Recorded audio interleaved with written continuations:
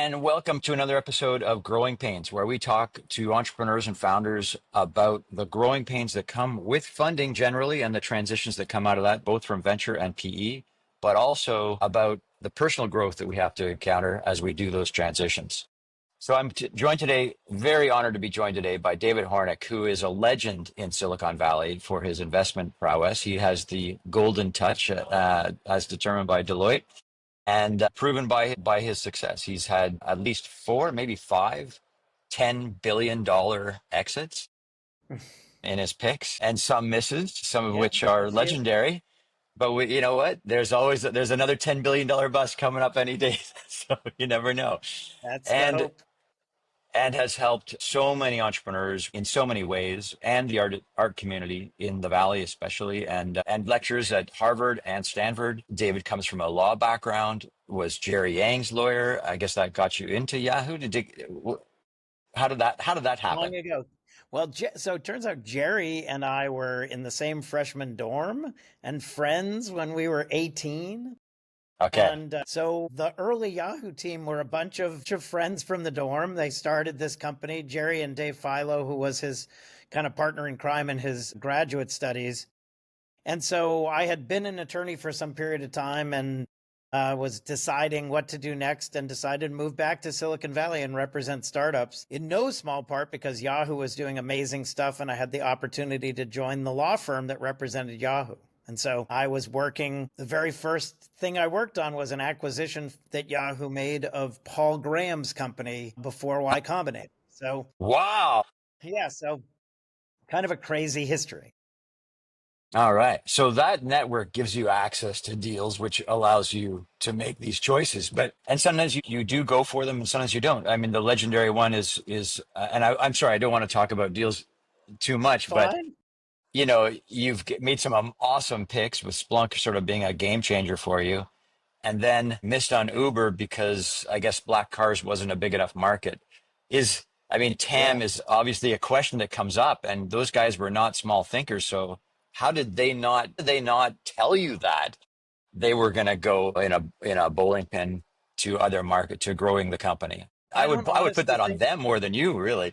Well, look, I don't think that was what the focus was at the time. Obviously, as you Right. say, Travis, I had backed Travis's previous company, a company called Red Swoosh, and had worked with him closely. He and I were friends. And we were talking about Uber, and Uber was building an interesting business, but their early business was just limousines on demand. It was black Right. cars, and for very good reason, right? They could, because black cars had licenses, they could call them and they could come to you and avoided a bunch of the regulatory things that ended up being a giant issue for Uber that Right. obviously they overcame over time. But Right. they did not have UberX at the time. They were really just focused on growing this experience they had. Obviously the key is to invest where the puck is going, not where the puck Yeah. is. But Good Canadian you know, expression. sometimes you miss it. And in that instance, Yeah. we just we missed it. And frankly, it was a little while before Uber kind of jumped on the UberX wagon. And that was really after Lyft had come up with the model. And they said, oh, wait a second, that is a good model. Maybe we should chase that. And they were off to the races. So sometimes you get it right and see some big opportunity in the future. And sometimes you look at it and say, well, hard to know. I mean, when you consider that my year is looking at 1,000 companies and funding one, the likelihood Yeah. that one of the other 999 was probably a good idea is not small. Yeah, that's right. That's right. So, and you've got the magic touch. I mean, you're not a technical guy. You're a lawyer. I mean, you love technology, and you obviously have an emotional IQ that is probably pretty off the charts in terms of seeing something in somebody that is different, and that is something that you want to write. I mean, most people at Series A, they've got product market fit. They're getting to sort of the growth mode, and are you still betting the jockey as much as the business? For And sure. For sure. yeah, I okay. mean, if you think about it, we tend to invest when there is some we call product market fit, right? You've shown you're backing someone who's People are solving a buying it. problem, and you say like, okay, what is this problem? They describe some real problem, and then you say, great, who has the problem and do we have any evidence they have this problem, right? And Yeah. so they'll say, yeah, I've got these customers or these people using the thing or whatever. And it's very early. I'm doing that when you have a few customers, right? I funded this amazing company called Bill.com. And the idea was, wouldn't it be great for small businesses to be able to pay bills online where consumers can, write digital checks, but businesses still don't have a good solution. But at the time, they only had, a handful of companies that were using the solution, but it just made a ton of sense. And so it was like, okay, Right. great. I knew the CEO. I knew he was a force. I was excited to back him. I've been on that board This for is your second 15 time backing years. him, though, right? Yeah, I had backed him. His Yeah. very first company. That was a great example of a guy. He pitched 90 something VCs before he got a term sheet. 90 people were like, no, I'm not going to give you money. For some reason, I said, you know what? I think this is a great guy. He's trying to create an online payroll business that I think makes a bunch of sense. And it did. Intuit bought that company. It is Intuit's online payroll business. And then he started the next one. I said, great, let's do this again. And the second one was dramatically bigger. It was, a gigantic, became a public company. And now, billions of dollars are paid by small businesses using Bill.com, which is amazing. Sure. But that's not a good example. The reason I bring that up, it's not necessarily the best example because it's your second bet on the guy. And the funny story is you didn't know that he'd had 100 rejections from everybody else No, no, when I you did bet not. on him. So what was the thing about him that put you over the fence? And was that not your first deal as That well? was my very first deal. So I've Okay, so funded, big risk, right? Your yeah, reputation is on the line. You got a yeah. guy who's never built a company before. Yeah, Everyone's it's a turned him tricky down. question, right? Since that time, I've backed, 45 companies, 50 companies. So I've backed 100 founders who are building things.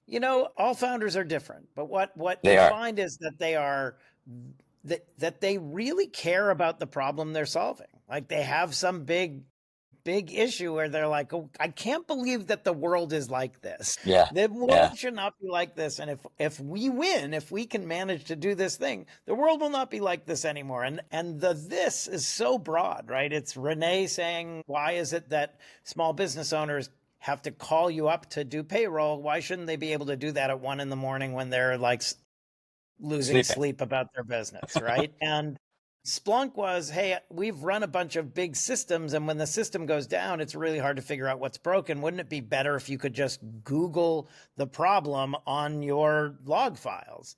And turned out that was an epically good idea, right? And, so in every instance, someone comes to you and they say, like, there's this problem that exists and it's bothering me for this reason. And usually it's because they've experienced it in some capacity or other. And so I want to solve it. And then you say, okay, why would you solve it? Right. And sometimes the answer is you would not be the right person to solve it. So even though it's a kind of Right. interesting problem, you're not the right person. Not the right guy. Yeah. Sometimes you're a great person. The problem you're solving is profoundly uninteresting. You're like, oh, that's not that interesting. Like, I don't know. And stupidly sometimes, as you say, with Uber, he's like, oh, Travis and Garrett were great entrepreneurs. They for sure could solve problems. And their problem they were right about, which is it's so silly that you can't just pull out your phone and say, hey, come to me. What I misunderstood was that they were solving a giant problem, that ultimately these things would expand dramatically, and it would be me this morning getting into Boston Logan Airport and saying, I need to get to the hotel. What's the best way to do it, right? Exactly. There are lots of reasons why you don't get to the conclusion that this is an interesting problem or a big problem and this is the right person to solve it. But the people I back are the people where you're like, these are people I like. I Yeah. want to work with them. I think Yeah. that they'll be able to convince other great people to join them in this quest to build Yeah. something amazing. And if they build it, it actually has a capacity to really change the planet in some interesting way. And Yeah. of course, as an investor, the goal is to turn money into more money. But my focus is not on that. My focus is on if you solve a big, interesting problem, the byproduct of that is that we will make money. But the primary issue is, are you someone amazing that I want to spend the next 10, 15 years hanging out with, solving some big, interesting problem that makes people's lives better? That's great. And knowing somebody's in for the long haul, not for a quick turn, is very comforting for an entrepreneur. So, David, let's go in. Those are deals that were done in the growth of SaaS businesses, the growth of cloud, the growth of, I would describe that as fundamentally a different era to one we're in today. And the one we're in Hmm. today is even more complicated by the potential issues with trade barriers and everything else like that. But without getting into that, we're in a market where, in those times, your engineering team was potentially your moat, your technology was your moat, and you could defend yourself around potentially IP, but certainly speed to market was very important in those growth markets. Today, it's just lightning fast, and you almost don't have any more technology moat because everything can be rebuilt or re-engineered so fast. So how are you managing that in your investment thesis and in your bets? And am I wrong in that assumption? Yeah, I don't know that I see it that way. I mean, I think there's always where you're always every, when the internet emerged, then every company tried to reinvent itself as an internet enabled business. And it was like, okay, and it was moving unimaginably quickly. And some of those ended up being fundamentally different businesses, transformational businesses like an Amazon.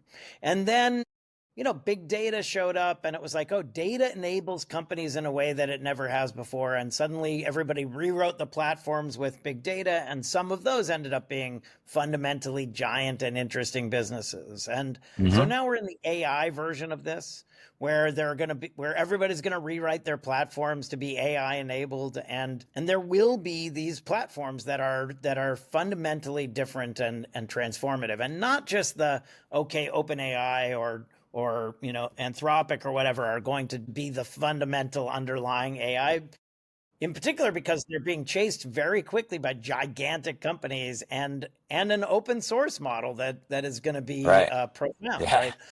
But then those models are going to be applied to business problems in ways that are going to create huge businesses and giant value. And they will be differentiated by tech. They will be differentiated. In this instance, they'll be differentiated by data, right? Access to data, underlying data, the capacity to integrate with not only the broader universe of information, but also the specific information that you have either as a consumer or as an enterprise. And that capacity to bridge specific data in a very clear vertical in ways that enable differentiated experiences will be the things that emerge and are this next wave of huge transformative businesses. And they will be differentiated and they will be defensible and they will be technically interesting, not just the first to market. So I don't know what those are going to be yet, but that's what I'm looking for. Those are the companies I'm trying to fund. Okay. So you know what, and I'm just riffing here, but Yeah. that statement, which is actually absolutely very true, in my opinion.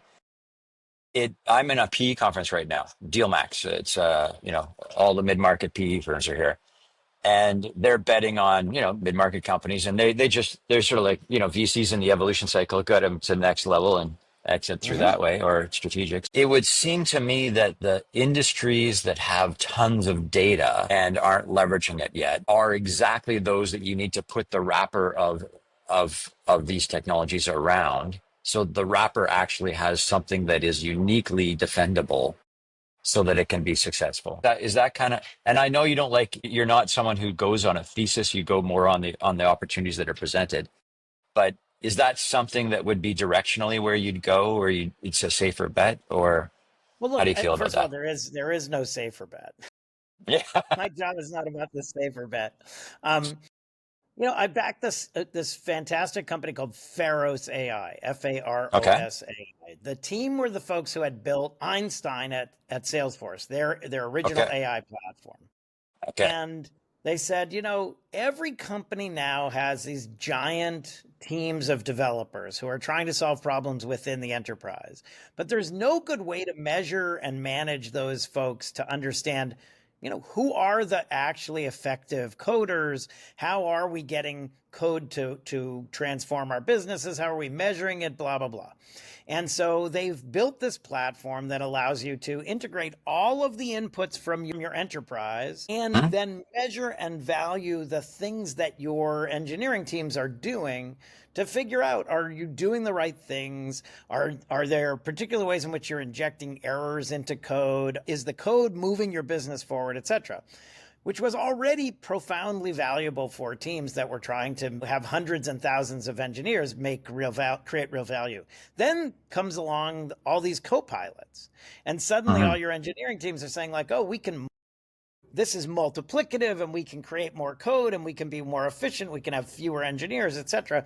And there is no good way for teams to say, is that actually working? Like, is that actually helping? I know Mhm. a very large organization that went through and said, to what extent are these tools actually increasing our productivity? And they did some very, very hard, heavy lifting without Faros just to come to the conclusion that maybe they were getting 10% gain from the co-pilots they were using. And when there are others who are saying, oh, we can get rid of our entire engineering team. And so Right. by having the capacity with a Faros to integrate with all of the systems and your engineers, in the Git and the check-ins and the whatever, and measure the efficacy of the code and then measure the efficacy of these co-pilots, suddenly you have a tool that'll allow you to actually determine if AI is making you better. Is it making your That's code cool. better? Is it making it more efficient? Are you saving money or time? Is the velocity faster? All these things that are profoundly important in the current AI. But if you didn't have this broad platform, you had no idea. So I funded the company before co-pilots were the key Wow. driver, but Yeah. they were in the best position to then determine whether that was an effective solution for your company. So there are always going to be technologies that are helping solve big problems, and then they're going to adapt to the things that come before it.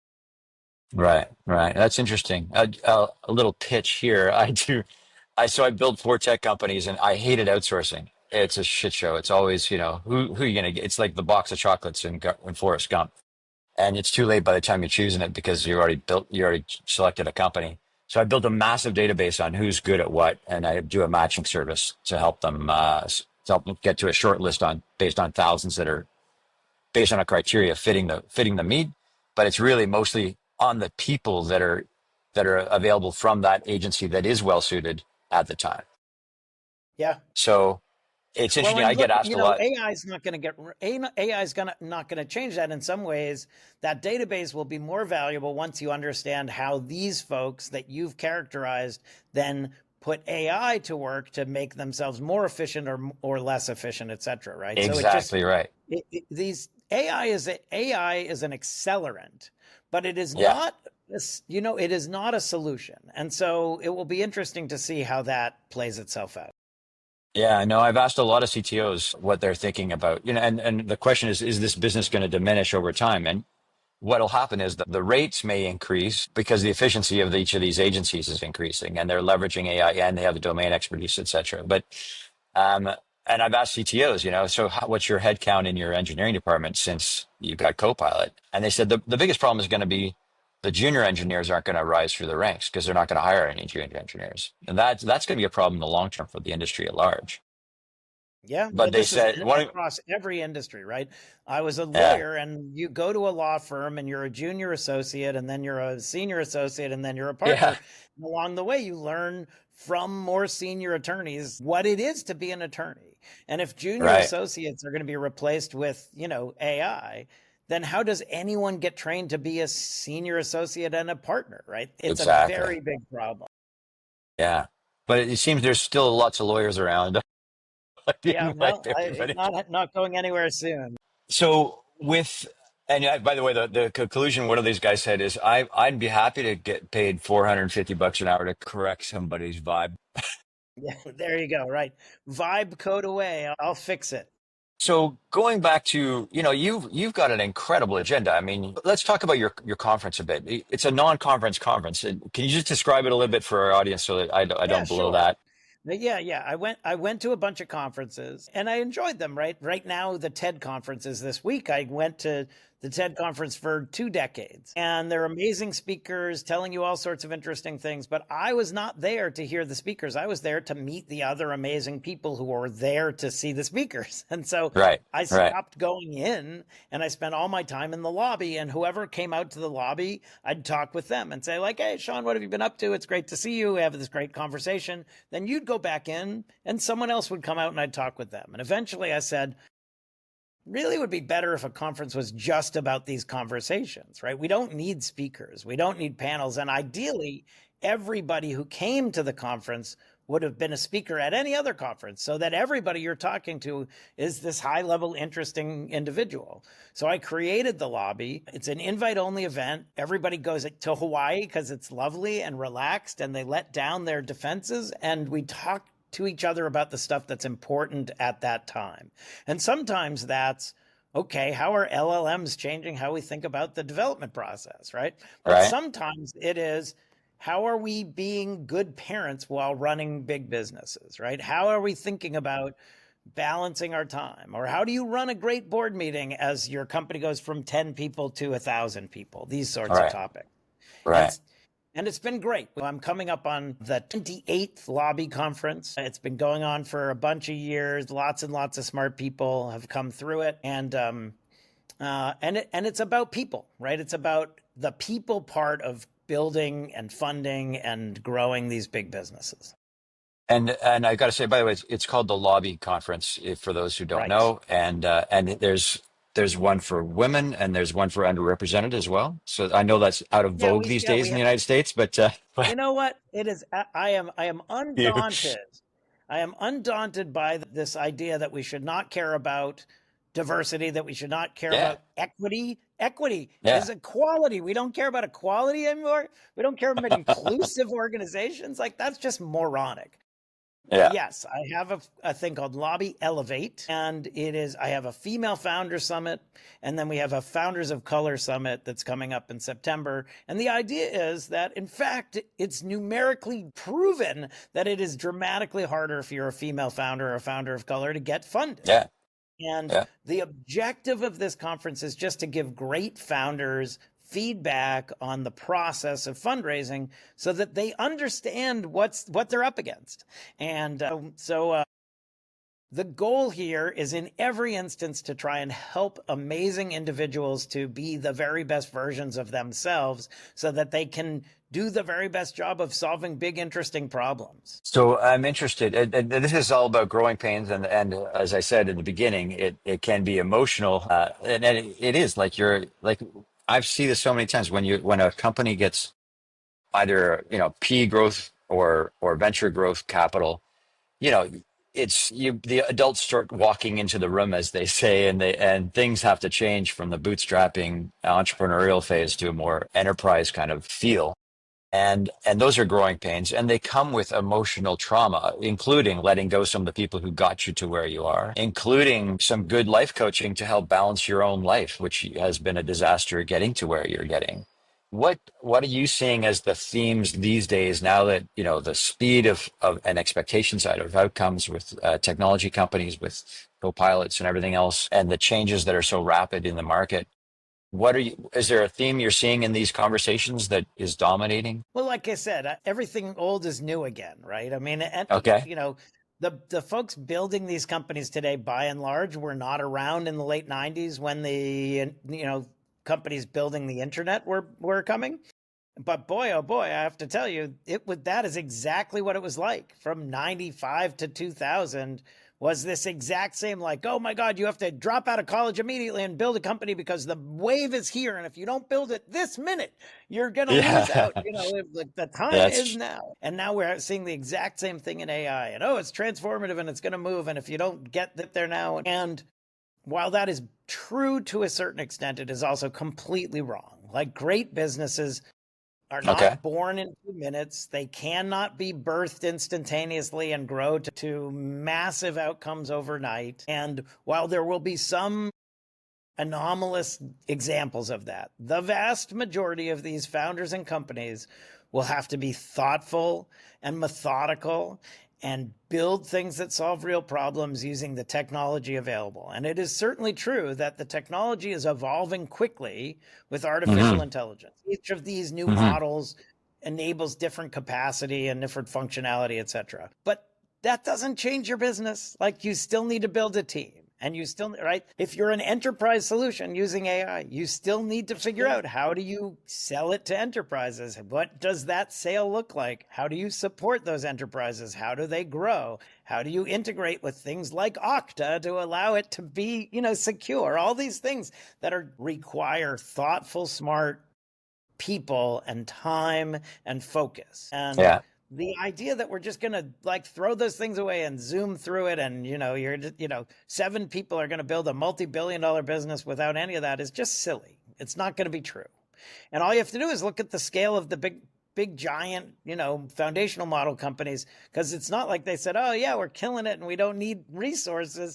There's Right. thousands of people and growing as quickly as they possibly can, and some of them will implode and some of them will be the next great businesses of our lifetimes. But business is still hard. It still takes focus. It still takes extraordinary humans at every level, right? It's not like, oh, I guess we don't need a CFO at OpenAI. No, guess what? Yeah. You need someone who has experience managing the economics of paying 2,000 people in Right. however many countries. You still need someone who is a deep product thinker to keep in check this gigantic ecosystem. So I've had the very good fortune of sitting on little company boards and watching them get big. And the evolution is an amazing one, and not a, and there's this sense of like, oh, it's so onerous and terrible and blah blah blah, and people get fired, whatever. No, it's extraordinary.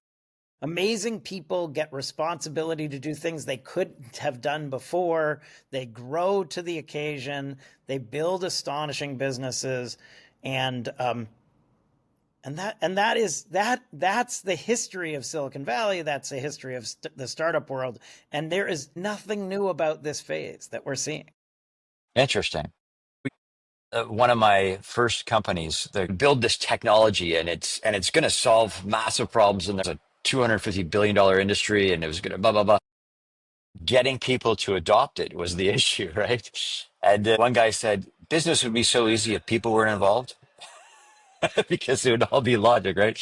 And you have to understand that human side, which is, I guess, your gift, is understanding the human. Look, everybody is talking about agentic AI, right? That AI is going to engage, an agent here is going to engage with another agent, and oh, that's great. But guess what? Who makes the decision which agents are going to engage with each other, and who sets up those agents, and what do those agents do? And then hopefully someone's focused on, how do we turn off the agent when it goes a rogue, and how do we secure the agent? Like, so even in this like dystopian horror show of a future that is being described where agents talk to agents or whatever, it's still ultimately going to be people who are decision makers about what agents are deployed doing. So in the art side, you almost have a binary life, right? You have this whole business side. It's all tech. It's all about, but and there's a human side to that, of course.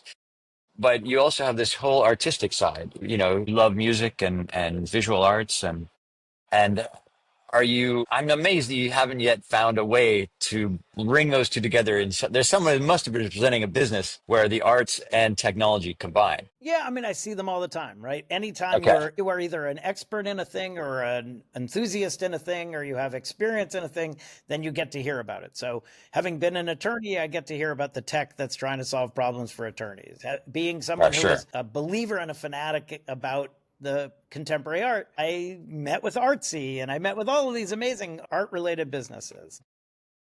My love of art is because humans are amazing, and they create things that speak to other humans in ways that you can't reflect in an email. Maybe you can right, in a poem, maybe you can in a song, maybe you can in a painting, and every human has a different reaction. But the thing that my wife and I find profoundly compelling is this sort of artistic vision that brings around emotion and joy and all of these things. And so that's nice. amazing. And we want to share that and spread that. What I don't have any interest in is the business of contemporary art. And there are lots of Right. people who think, oh, this is a great thing. Like, David, it must be the case that your art collection is worth more than you paid for it. And if I were to sell it, assuredly that's true. But I will Yeah. never sell it. I intend to Right. give it away to museums. I intend for it to be seen by humans who say, like, oh my God, that's beautiful and makes me think, and I love it very much, right? And so Nice. I have no interest in that. And I am the periodic investor, and I use that term very loosely, in Broadway shows, and it's the same thing. Uh, I okay. put money into shows that I think should be made because it would be awesome if the world got to see them. And every so often there's a show that has turns out people find super compelling, right? Hadestown has been on Broadway for lots of years and has made enough money to make up for all of the other things that didn't make money even though they were amazing, right? Shows like Slave Play, this extraordinary play, or Inheritance, or Kimberly Akimbo. These are beautiful shows that I'm grateful exist, but I wasn't investing in them because I wanted to make money. I was investing in them because money is the thing that enables them to get made, and then people can experience them. And so, in some ways, the thing that's great about the venture business is that because I've backed these astonishing companies and these incredible founders, and the byproduct of that, the fumes of that have been, economic gain, I've been able to then use that to, you know, to give To art give to back into, museums yeah, and to that's help good. create amazing shows on Broadway. Fantastic. Fantastic. So let me ask, as entrepreneurs, we are also raising a family, and not just the family in the company, but the family at home. And that can obviously pose a lot of challenges. And sometimes you don't pay as much attention to the things that you should, because those are investments that grow in human capital. And you've got what, 4 kids? Four, yeah.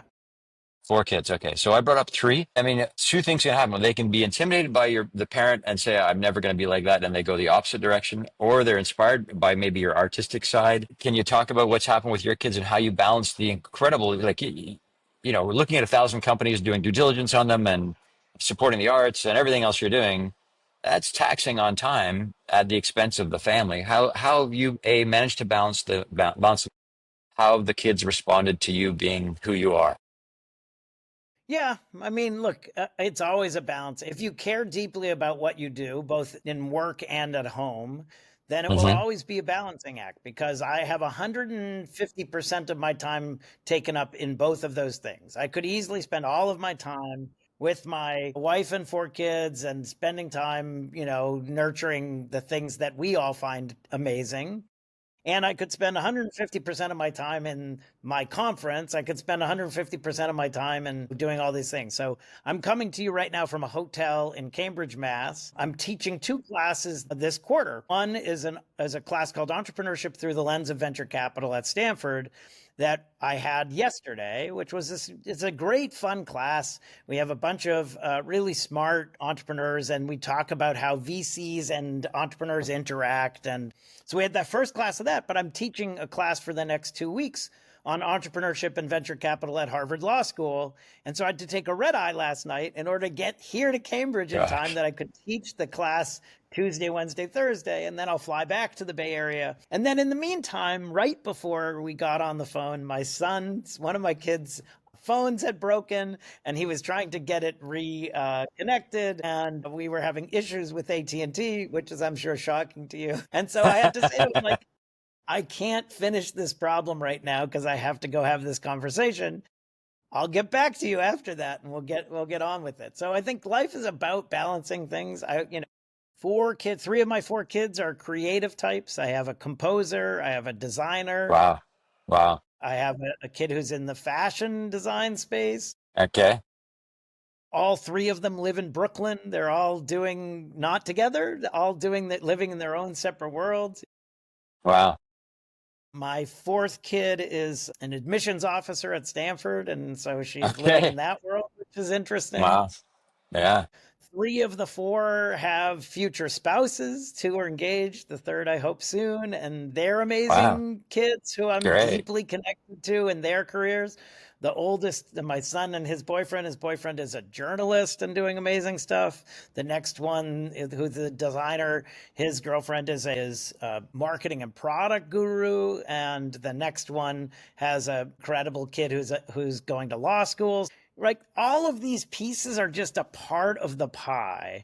Yeah. And I think all you can do is kind of be engaged and excited. And, last night while I was having dinner with my daughter and her fiance, one of the kids called to give an update on something. And he was then on speakerphone for the entire dinner as we sort of sat there eating in As the person with dinner my with him. wife, my daughter and fiance, and then her fiance, and then my son on speakerphone while he walked his dog and talked about the crazy stuff he had seen in the musical theater world or whatever. And that was Wow. great. And then I had to head to the airport because I had to fly on this red eye to get to Wow. come teach at Harvard, right? So, on the one hand, crazy chaotic life. And on the other Hmm. hand, how lucky that you can manage to fit all these pieces together and do all of the things that you think are engaging and exciting without having to sacrifice any of the others. Well, David, kudos to you. I mean, a rich life in the things that count, right? I mean, the love of of the family and love of the arts and love of business. What a great combination. So, thank you very Very much for your lucky. time. I hope your son's phone works out. I'll let you go back to that and make some great entrepreneurs understand venture capital because it's a shit show out there sometimes, and it's good to have somebody guiding them through. Okay. Yeah, hopefully, Thank you so my much, goal David. is to, yeah, I appreciate you having me on. My goal is to teach them all that you can be successful and still be a decent, caring human. And that's my only goal. That's awesome. That's awesome. Well, kudos to you. Thank you so much, David. Have Great a great talking to day. you.